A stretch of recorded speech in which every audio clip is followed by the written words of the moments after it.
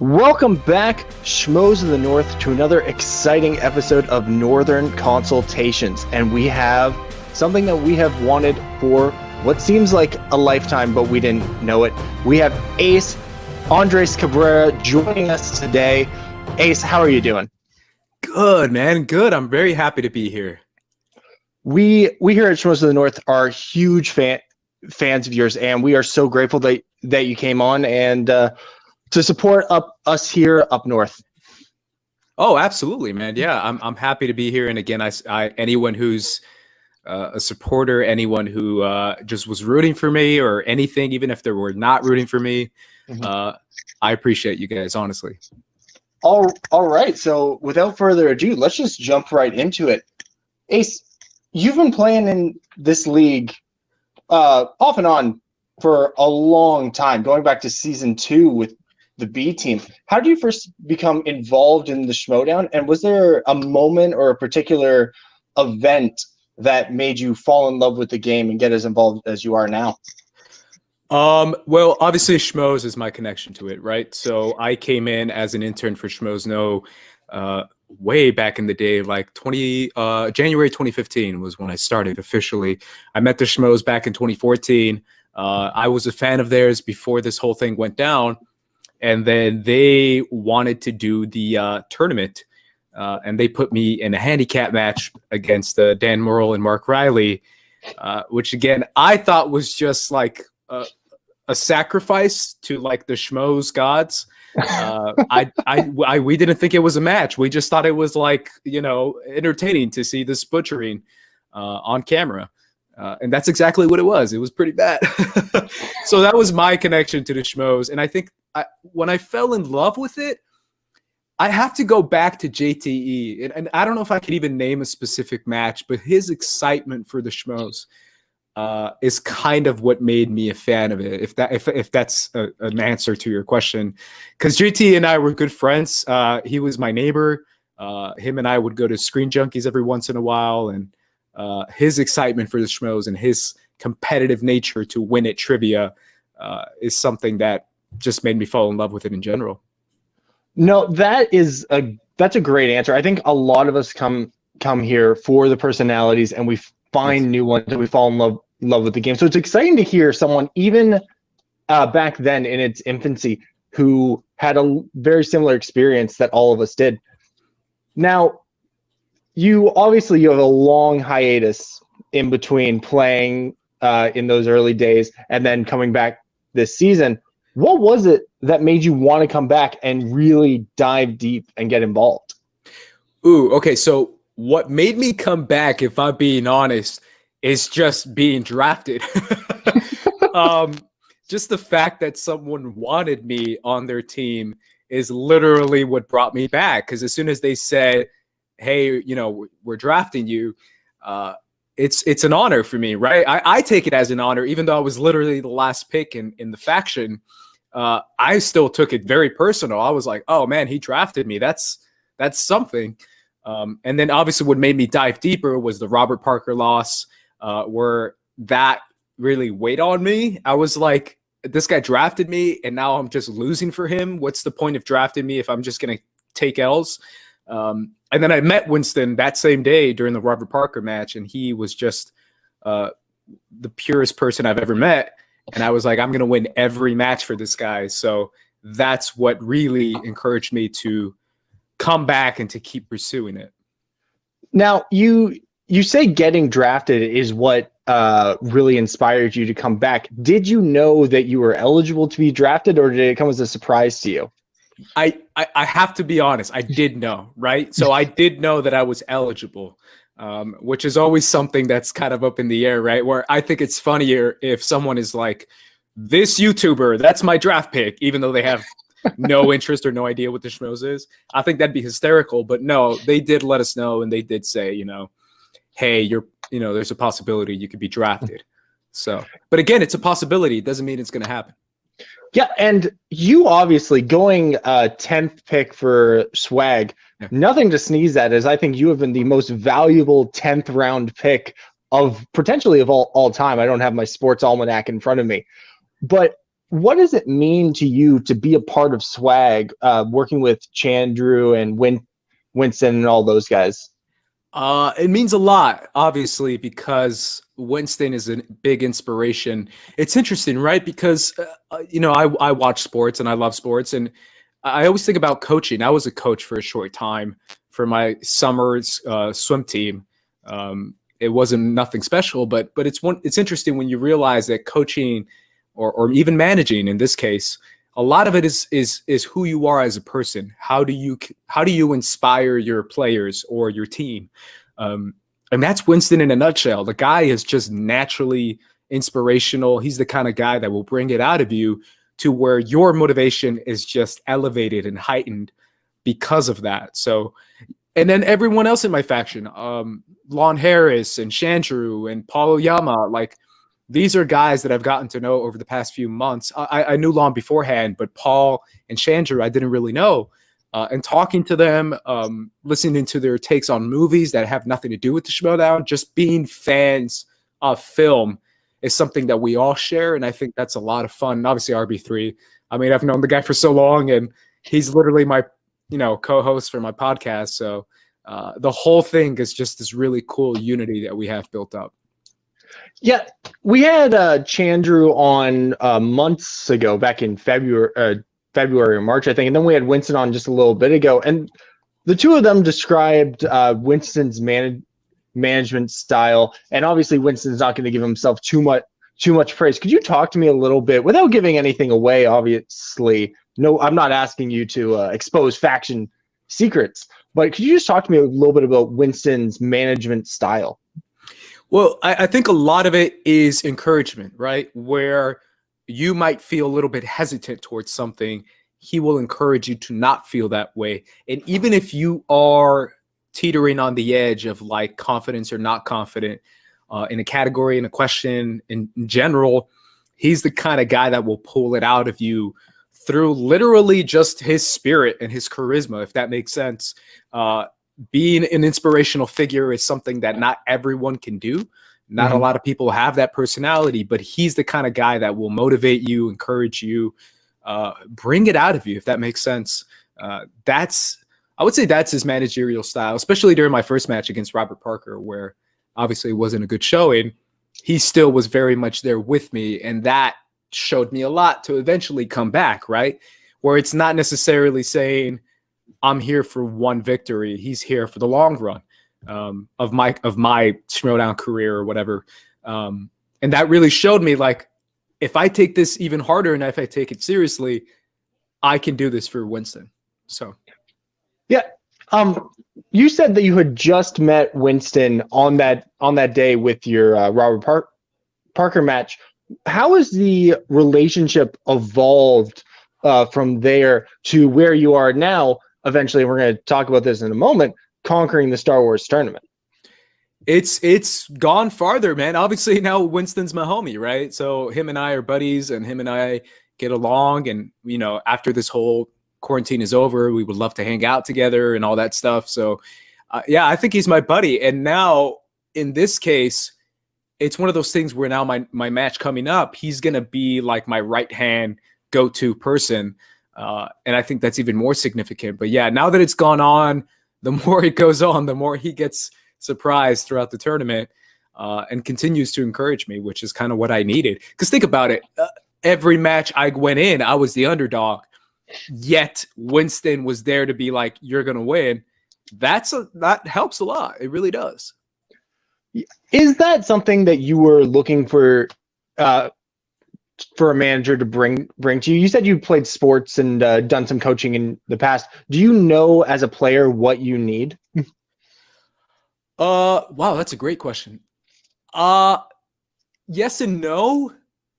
Because I think a lot of it, if I'm being real, a lot of it is on the person, right? Obviously, managers do a lot. I don't want to take anything from them. But at the same time, if you just don't study, or if you just don't take it seriously, or don't, or if you're not good at movie trivia, or if you don't care, there's nothing a manager can really do. So a lot of it is on you, which in general, I would say is what makes it different. What a manager should do is kind of make you take a second step, because that first step is always going to be you, but that second step can be a manager kind of guiding you along the way. And that's kind of what I decided too, because my thing is like, I know I keep saying I did it for Winston, and I did, but I obviously wanted to do it for myself as well, because I wanted to show what I can do if I had prep time, even though I had very little prep time in my first match. But the more I went along, that's why I kept saying, the more I keep going in this tournament, I'm going to get better, because I'm just going to study more. I'm just going to keep going. So I wanted to show excellence in my performance and everything I did. Let's back up to what may not be such a happy memory for you. Let's talk about that first IG match that you had this season. We've heard you talk at length that it was last minute. Was IG something at the beginning of the season that you wanted to get involved in first, and then did Star Wars after, or was it the reverse? No, it was always IG. I mean, my thing was, if I can do anything in the Schmodown, I've always said I can do IG, just because I already naturally know most of this stuff. Obviously, I didn't show that I knew all of it. But, you know, DC, Marvel, MCU, Star Wars, all those kind of movies that are geeky, nerdy movies are stuff that I watch for fun and I rewatch for fun. I consider myself to be a nerd. So that's kind of up in my field of expertise. It wasn't until later when Winston pitched that idea to me of doing the Star Wars tournament, where he was like, "Hey, what do you think about Star Wars?" And I was like, "Oh, I've never even thought about it, but absolutely, let's do it." Like, I really wanted to do it after he pitched it to me, but initially it was always IG. Yeah. So you say you're a nerd. Who isn't? I think we all are in this space. What is there a specific reason that you wanted to get into IG? Obviously, you had that what you said, sacrificial game first with the teams. What was it that motivated you to want to get into IG? Because you love the movies, but we've seen a lot of people who love the movies not perform as well. But you obviously think you could do much better. Yeah, I mean, that's my thing. It's. I think I could be good at trivia, and obviously the tournament can speak for itself as far as what I did. That's a very good question, right? Because it's not just do I enjoy these movies? It's, can I be good at this? And I think I can. I really am good at memorizing stuff. I'm good at nailing stuff down if I see the movie and if I'm making sure I'm remembering it. I can remember a lot, and that's why I feel like I can be good at movie trivia, especially nerdy stuff where it's more terms and made-up words and different species and different people and different planets, and all that kind of stuff is what I grew up with. So I'm very comfortable, again, I keep saying it, but talking about that nerdy atmosphere and that nerdy stuff that's kind of ingrained in my brain. Yeah. Now, we're not going to spend a lot of time on this IG match, but after the loss, after you go out there in the way that you did, what did that do for your desire to play more? Did you think it's time to take a step back, or did that just light a fire underneath you? Yeah, it definitely lit a fire, because again, I don't want to fall flat on my face, and I know a lot of people can say that, but there's a difference between being okay with doing okay, if that makes sense, and really going out of your way to double down and study and perform at a much higher capacity. And that's what I wanted to do. I wanted to make sure that this isn't my staple. This loss is exactly what Ace is, someone who's just not good at IG whatsoever. I mean, maybe half decent if you want to take a look at my first round. But that's not what I wanted to show. I want to show excellence in everything I do. And this includes the Schmodown. Even I take this mantra with me in real life and work, in everything I do. I want to make sure I'm showing 100% of what I can do. All right. We're finally going to get to what I think a lot of our viewers have wanted to talk about, the Star Wars tournament. Before we get in there, though, I just want to ask you, at what point did Star Wars start taking over your life? Because Star Wars is something that, if you're playing in the Star Wars tournament, does not come easily. So when did you fall in love with that as a franchise? It was. I always say this, but it's the re-release, the special edition re-release, which came out, I believe, 96 or 97. So 1986, 1997. I was a little kid. I was like 6, maybe. And that's what made me fall in love with Star Wars. I saw the original trilogy. I fell in love with Luke Skywalker, Darth Vader, this battle of good and evil.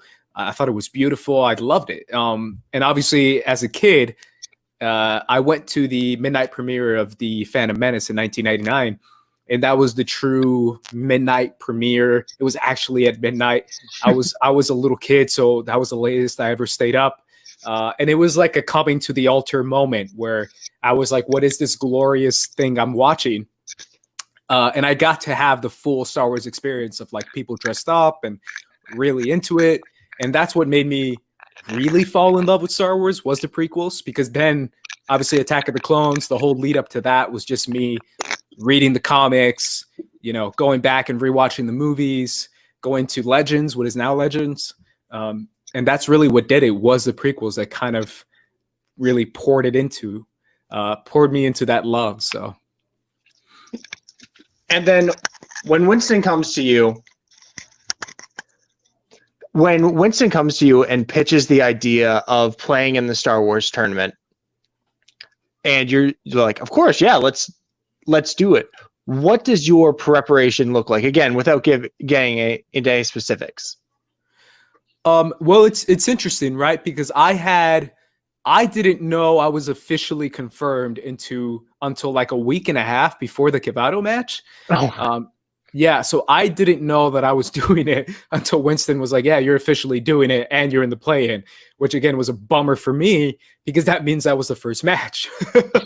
And I was like, crap, I wanted to do this crazy study session, but now I don't have time to do that. So my plan of attack was essentially, I'm going to rewatch the movies. I'm going to start to take notes. I'm going to pause as much as I can and just slowly look at every detail I can possibly look at. And obviously it didn't go my way all the way through. I missed a few questions in that first match, questions that I obviously now know, and now I look for that. But during that first match was me trying my hardest to attempt to study, which again, I've never done this before as far as being this far into the Schmoedown. So this was all new to me. I was learning how to study for this kind of stuff. So. If I may, how many times do you think you've now seen the Clone Wars movie? A lot, probably 40 times over the past month, 2 months. Yeah. I know that movie back and forth, by the way, for anyone who's like, I could probably win a Clone Wars Schmoedown. Yeah. Maybe one day. Now, as you're moving through the tournament, you have Covado. Then after you get a pre-active TKO there. What does that motivate you going up against Knapsack? Yeah, I mean, I was already motivated. I really wanted to get to Knapsack. That was my first goal, right? Was like get to Knapsack so I can at least play against this guy, some guy, the guy I've known for probably the longest for anyone in this community. So that's why I was like, I need to get to that match. And yeah, the TKO is interesting, right? Because the reason why it meant something to me was because of the 3 points. Mm-hmm. Because I knew I was actually looking forward to winning the whole tournament. And I know that's something crazy considering I was facing Laura Kelly and Demolanta. But 3 points means I could go 3 times 4, which is 12 points total. Mm-hmm. And that's what I wanted. I didn't want those 2 points. I was like, 2 is not enough. If I can go 3, 3, 3, 3, then I can actually make a dent when it comes to the faction standings. Yeah, that is a really you've always been notably a very big teams player. And speaking of teams player, our founder Louis Monette wants to be brought in to ask you a question, and I'm a teams player, so I'm going to bring him in. There you go. She's still sleeping right now, so I'm taking advantage, and I have something I thought about before and just like popped up again. Between the IG match and your first Star Wars match, there's something about your demeanor that changed. You look so focused, so zoned in, so much so that after that win, you were still free agent in the Fantasy League Schmodown, and I drafted you right away in my team because I saw there was a spark in the eye. What happened between that transition that give you that kind of demeanor? I mean, motivation, right? Because I don't want that to be my legacy, the Parker match. And then a new challenge is another reason why, because I knew as soon as I heard Star Wars, I was like, oh, I can do that. I know Star Wars really well. I was on Jedi Council. I've been on other Star Wars podcasts. This is something that is part of my daily life. Like, I really do consider Star Wars to be the most significant franchise for me personally. So I knew that this is something that I don't even have to stress about when it comes to rewatching and taking all these notes, because I really enjoy every single Star Wars movie. And I know that's a, crazy thing to say nowadays because everyone hates one of them, but I love every single one. So I knew that if I take it on in a way where I use my own passion to be my motivation, I could go far. And did you realize your demeanor was changing into, because we said it yourself, you look like you had the demeanor of a champion or someone like that was, if we look back in the history, the people who won the belts are usually the ones that have that demeanor and go straight forward and always evolve. Did you realize you had that kind of demeanor, or was it something you realized after all? No, I didn't, because I think it's subconscious more than anything, but I was able to be a lot more confident. And then again, I'm a former swimmer, a former athlete, I guess. And I'm really good at visualizing, if that makes sense. Yeah. Where you're so zen inside your head that you feel like I already won, right? That's the attitude you carry with you. But at the same time, you're saying expect everything being thrown at you at 100%. And that's what I expected every single match, whether it was Cavado, Laura Kelly, Demolanta. I always expected them to never miss, and that way I will never be surprised. And that was kind of the attitude I carried with me, where I was like, yep, they're going to get it right. Yep, they're going to get it right. And that way my face isn't like, oh no, I'm scared. Like, to me, I was like, yep, they're going to go 100%. I have to do what I have to do, which is go 100% with them. And that's what I tried to do. Well, you definitely did, and you definitely adapted. Like, every match you went in, you see more and more complete and closer, one step closer to your goal of winning this whole tournament. There's just a statement. In that case, I'm gonna go back and check on another one. I might pop up a bit later, but again, thank you for being on, and see you later. All right, thank you, Lou. All right, now that we got rid of that guy, after you beat Quevedo, you go into the knapsack match, which, if I'm being honest, the knapsack match is maybe filled with the hardest first round questions in Star Wars I've ever heard. How do you feel about, not how do you feel, but how in the moment did you feel when you're getting those questions? And you can see it on both your and Ken's face, being like, what? This is round one. This is an exhibition. What are we doing here? Yeah, in retrospect, I'm still mad about it. It's mainly because of this whole perfect first round thing that became a big deal. I didn't even know it was a big deal, but apparently it was. And that got me upset because I watched all the other Star Wars matches, the Molly Damon, the Adam Witt, the Sean Sullivan versus Laura Kelly, and I got perfect rounds in every single match. So here comes this round where I look like I don't know anything. I look like an idiot. And it kind of got me upset because I was like, if I got the questions they got, I would have gotten a perfect round too. There's a moment in the, I forget which match it was, but there's a moment where Christian and Mark were reacting to somebody's perfect round. I think it was the Molly Damon Demolanta match. And they were like, wow, perfect round from both competitors. This is amazing. And I'm like, that would have been me too. But you gave me those weird questions that I still stand by, that they're just hard and bizarre and just questions that were like beyond 5-pointers in my opinion. Yeah, that was definitely a a tough match, and not just in the first round, but you definitely had some incredibly difficult questions. Is there a question throughout this tournament? And I know we're kind of doing jazz now and just jumping around, but was there a question either in your match or in someone else's match that you were just like, why are we asking this? This is impossible.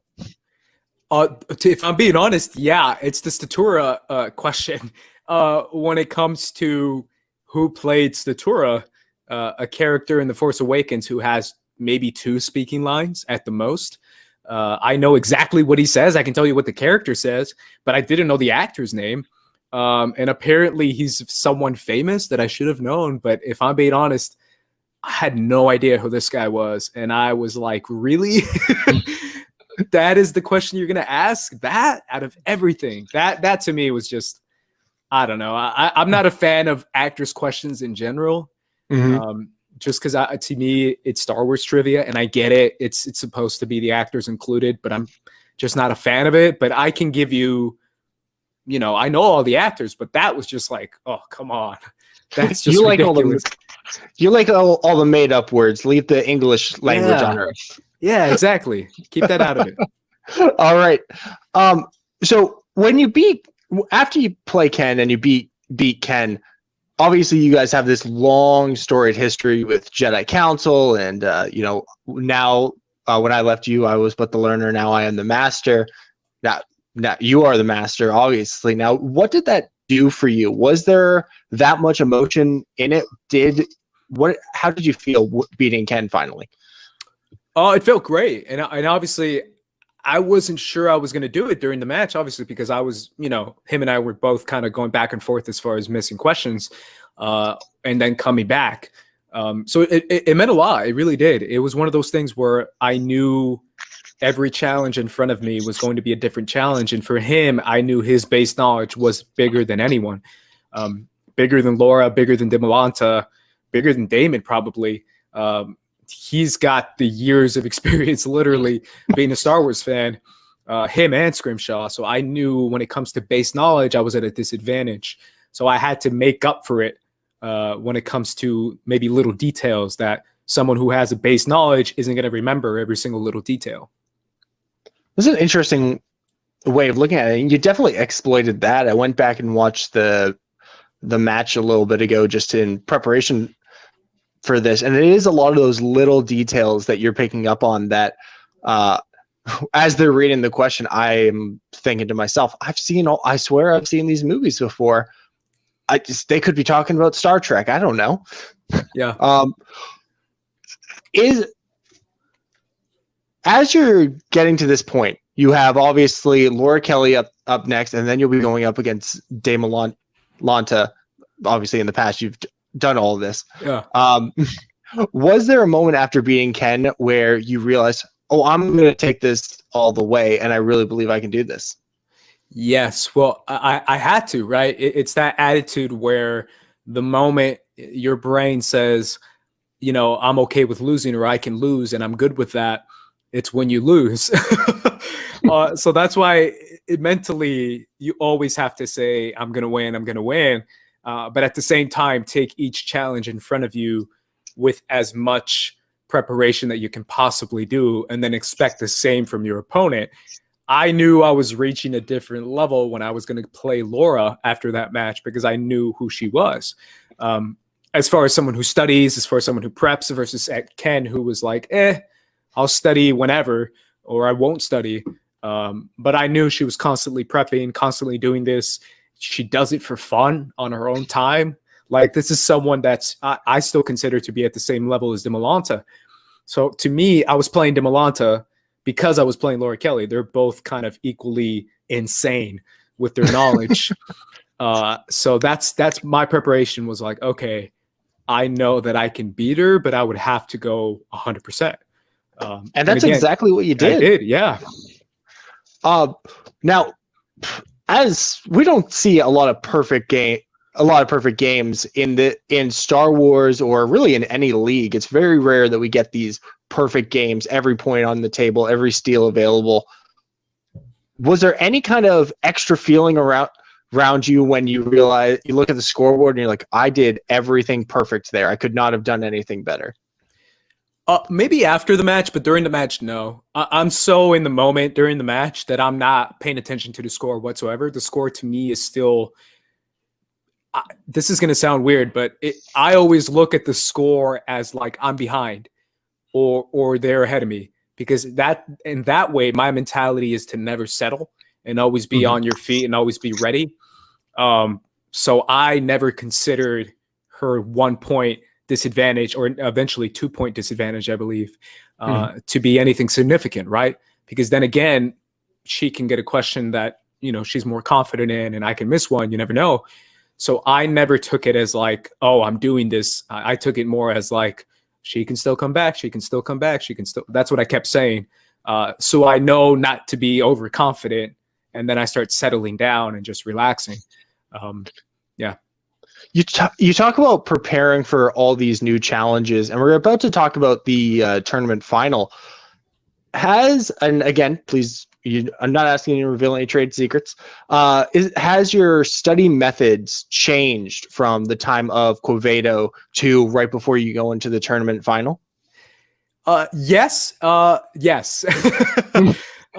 It's two things, right? One is time.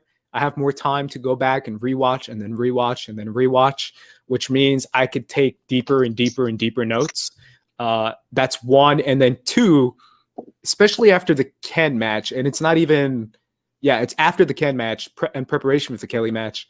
That's when I really tripled down on super minute details because of that first round. I was like, oh, if they're going to ask this, then, I should know every single band member of every single band ever in any Star Wars movie. And I do. And I should know every single band and every song they play, which is something I probably wouldn't have paid attention to. So shout out to Shot Kava and The Force Awakens. That's the Jabba Flow song. But that's an example for something where that's not something you're going to know if you just watch the Mos Kanata scene. You're not going to know the name of the band.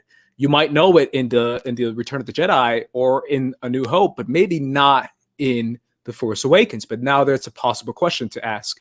Name of the band, name of background characters, species names, stuff like that is what I started to do after the Ken match. Because before the Ken match, I was doing more traditional trivia questions. But after that, that's when I started to say, who's that guy? Who's that guy? What's that ship number? What's that blaster? That's the kind of detail I was going for. Yeah.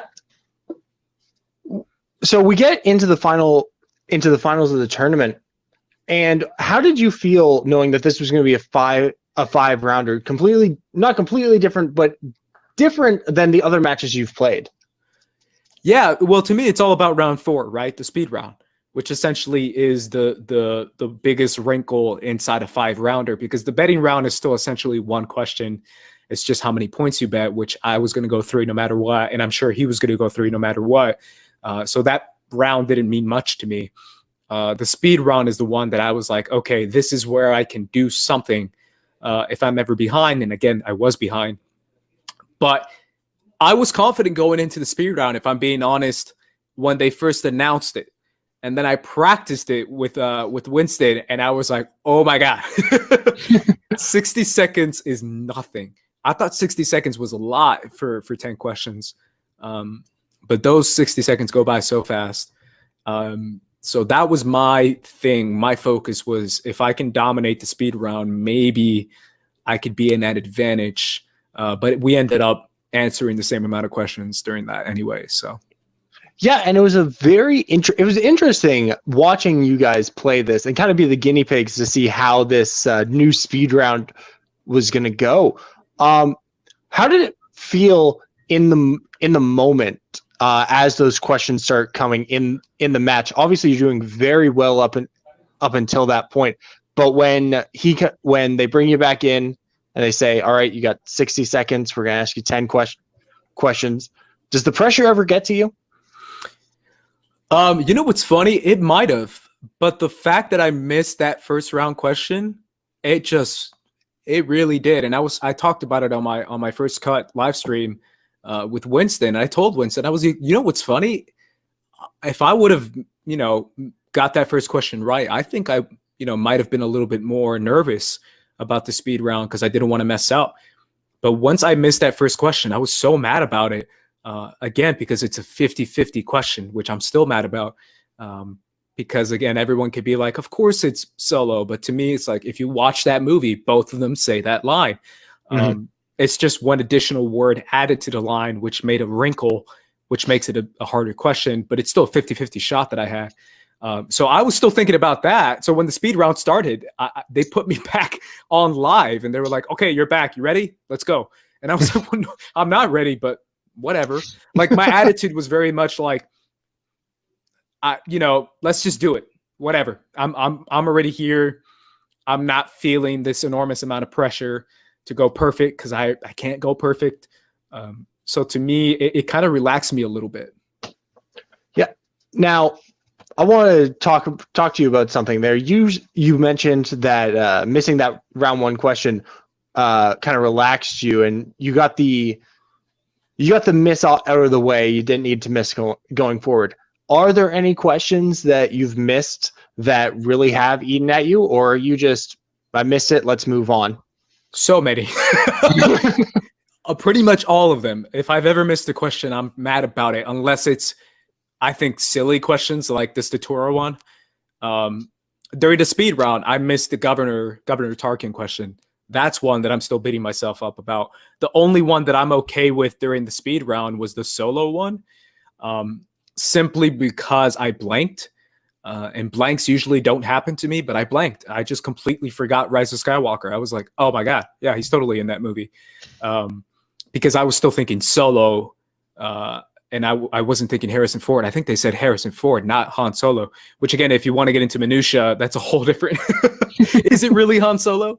It's just a memory of Han Solo. But either way, that was my attitude going into that, where I missed the Governor one. I was pissed about it. I was pissed about the C-3PO one. What else did I miss? Oh yeah, the Cavato match. I'm mad about every single question because those are all easy to me now. Those are like butter. So yeah, all those questions I'm still mad about, and I probably always will be. Yeah. You're waiting for the questions to get reset again so that you can get them all right next time. Yeah, absolutely. All right, so now obviously you get this massive win, the Cinderella story no one thought could happen except for Winston, all the way from a play-in to defeating Dame Alanta in the finals. Next up at Spectacular, I believe you were playing Alex Damon.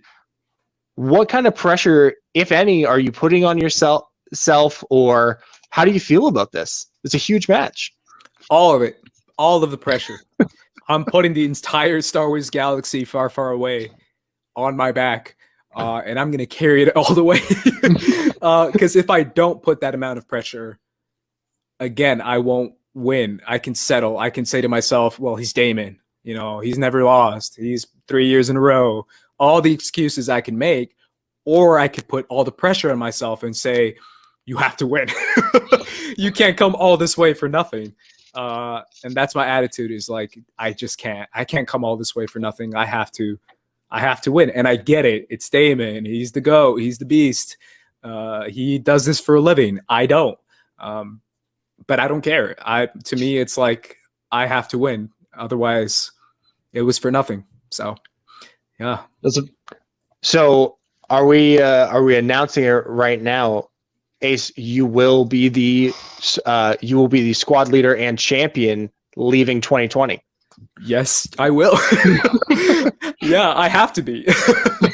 There's no other option for me. So yeah, I that is my attitude 100%. And obviously Alex and I are like, I get along with the guy now. I got to know him. I thought that was something crazy. I've never met Alex Damon before this. Yeah, that's my prize for winning the tournament. It's like, you get to meet Alex Damon. Well, yeah. That sounds like an amazing prize. Yeah. Now, we got a couple more questions here for you before we wrap up. One of them is, do you have any interest in 2020 in jumping back into inner geekdom, or do you think you found your home in Star Wars? Yeah, so I've gotten that question before. Yes, so I do. I would love to get back to Intergeekdom. The problem is, again, my mind immediately goes to, let's say I do beat Alex. Guess what? I have to play Alex again, like literally right away, because the guy gets an automatic rematch. Let's say I beat him again. Demolanta, he's right there. He's got a rematch as well, or he's got a title shot as well. Now I would have to beat Demolanta. Let's say I beat Demolanta. Kelly is right there. She is, very much worthy of a title shot as well. Now I have to beat Laura Kelly. So my thing is like, Heavy is the person who wears the crown, or so if I get the belt, I would have to face off in 4 different matches right away. So I don't know if I would even have time to do I would, and maybe after those 4 title defenses, I'm already predicting it. I can do it, but for now, I have to think about who's ready to pounce at me, which again is Demolanta and Laura Kelly, besides Damon, who already gets 2 matches out of me. That's perfect. And you know what? I would be, if you get to play that often, Ace, I would be excited to see you, because we, as Promoters of the North, have become huge fans of yours. And speaking of huge fans, we can't keep this guy away. Lou has another question. Great. Yeah, you kind of touched about it before, but I just want to have a bit more information. We do know that some people from Schmodown do watch this show. So let's say Damon is watching this episode. Do you have a direct message for him? What would you say? That's funny, because I think I got this question after the match, after I beat Demolanta, and my message was, after I beat Demolanta, my message was like, "What up, dude?" Respect. That's all I can say. I mean, there's nothing. Okay, let's say this. I'll answer your question a different way. I guess I know what you're asking.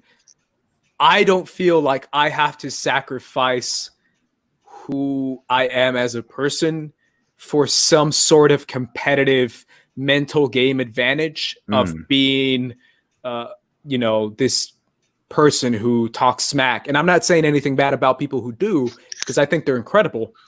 I just don't feel like being good at trivia means you have to somehow talk into the side of your opponent's head. And a lot of people do believe that. And, more power to them. That's you, man. That's not me. I still feel like I can have the same amount of prep. I can put the same amount of pressure on myself, and I can still beat you, even though you talk smack.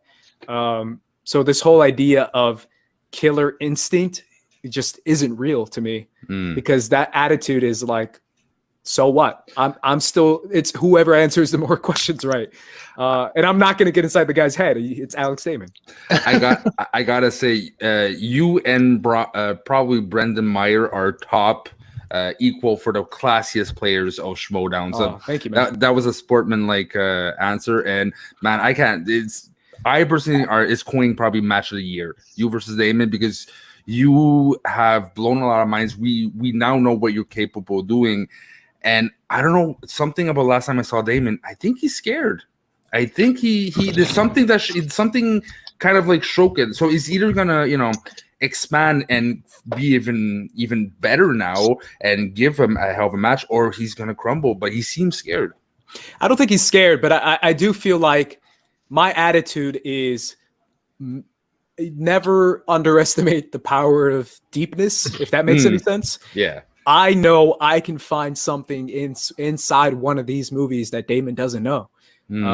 And that's always been my attitude for Laura Kelly and Demolanta and everyone I played, was like, I'm not necessarily trying to name more planets than the guy or name more species.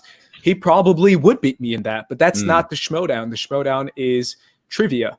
So it's essentially, what can I nail that this guy happened to not study or not, put into his notes. And I think I can do it, because I think I've done it with my note taking is already like, I know stuff that is just ridiculous. It's just silly, just in case they ask me. And I'm hoping they do, so that I can beat David. But that's my attitude. And obviously I would have loved if he just kept doing IG, so he could be distracted with that. Because if he would have won the tournament, he would have been thinking about that. He would have been thinking about Smets or Shandru. And then his title defense in that, he would have been distracted, and I would have had a better shot. But now I'm getting full power Damon, which is perfect. Which is what we all want to see. Yeah, match of the year, man.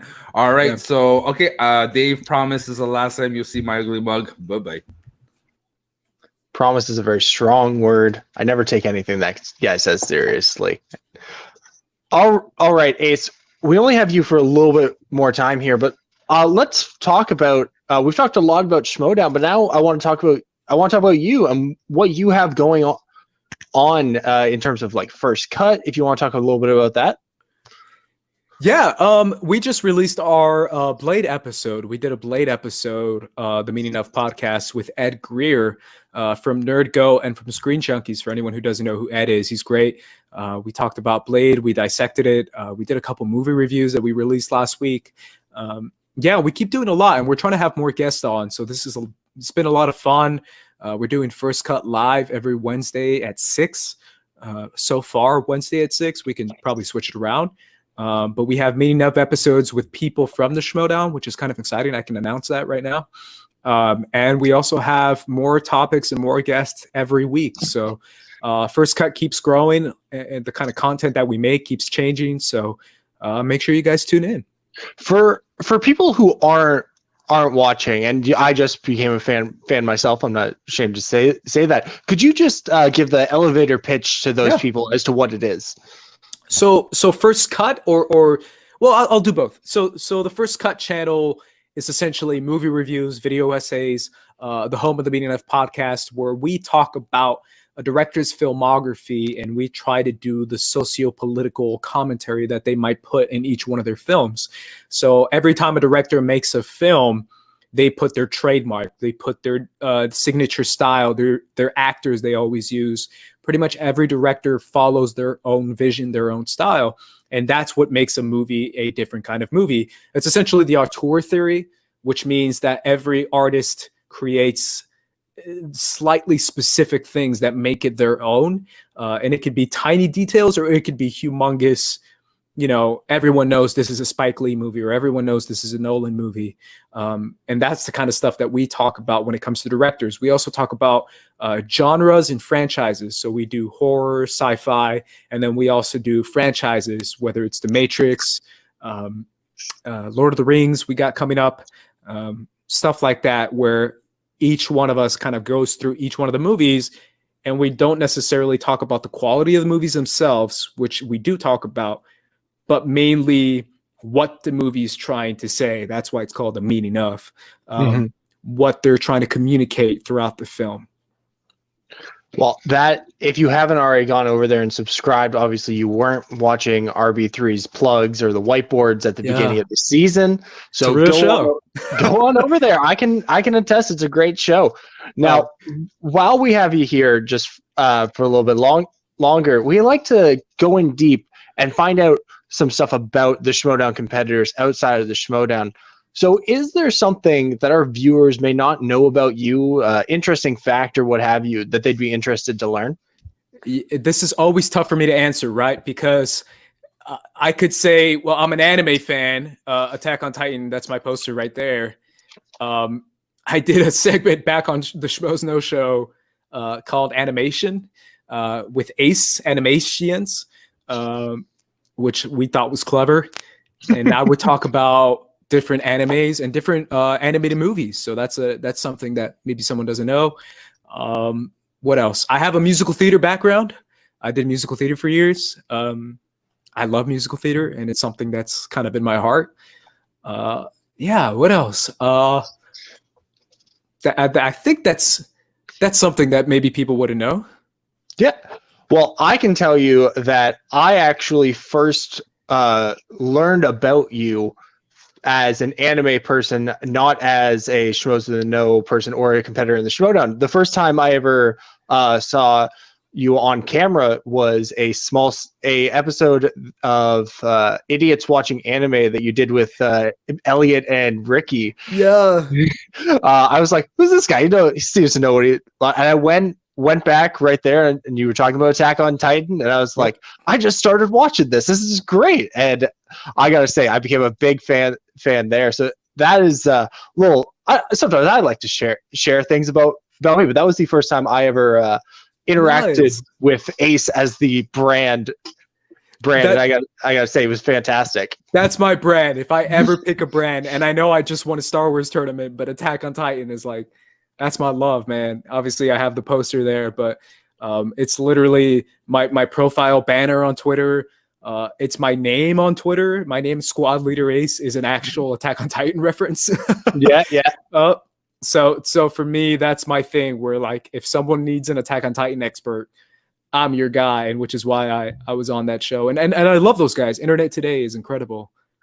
It really is, and I was happy to see you popping up there. And Ace, we got one final question for you here today, and it's one that usually stresses out a lot of people. So we are sorry that we're asking it, but say tomorrow Palpatine's coming down and he has taken all the movies away.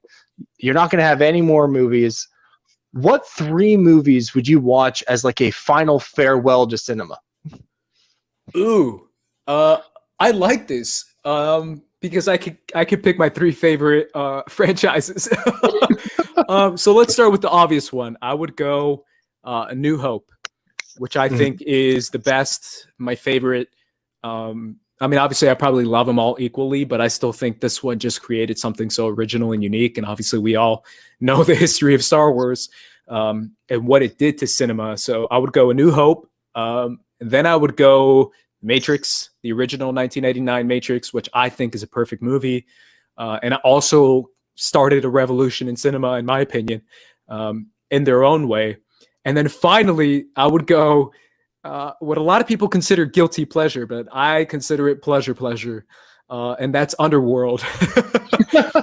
My favorite vampire movie that I love so much. I adore that movie, and I can go in and out about it, but yeah, those are my 3 favorites right there. Please, just usually we don't spend so much time talking about this. Please just pitch people on Underworld, because I have failed to pitch people on Underworld so many times in the past. I love it. Please pitch the people at home on why they should watch Underworld. Oh yeah, it's incredible. Now imagine like a gothic aesthetic where all the vampires are wearing leather trench coats and leather everywhere. And they're on this lifelong war between vampires and werewolves. And essentially the vampires are the majority. So they're hunting down the minority, which is the werewolves. And they're so close to eliminating their kind. They have this hatred towards each other. We follow a death dealer who is Kate Beckinsale's character, Celine, who is an expert werewolf hunter, essentially. And then she discovers a plot to destroy the vampires by one of their own. It's this crazy Matrix style vampire, gory, rated R, incredible movie that everyone should watch, and it's on Netflix right now. It's on Netflix. It's free, and Andres is telling you to go watch it. Yeah. Now, again, thank you so much for coming on. You have been just a delight. Definitely one of the more interesting conversations we've had on Northern Consultations. Before you leave, why don't you tell the people where they can find you? Yeah, obviously my YouTube channel, First Cut. That's where you can find The Meaning of Podcasts. That's where I do my podcast with RB3 and Sabrina.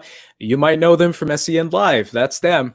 They're on my show. We're a team. We do it together. First Cut and First Cut TMO is where we're at on social media. First Cut and then TMO. And personally, you can find me at Squad Leader Ace. Obviously, my Attack on Titan love right there. That's pretty much it. All right. And don't forget to subscribe to Schmoes of the North on YouTube. We are climbing up fast, and we love each and every one of you that is already subscribed. But come on, if you haven't subscribed, subscribe. We got Ace over here. Come on.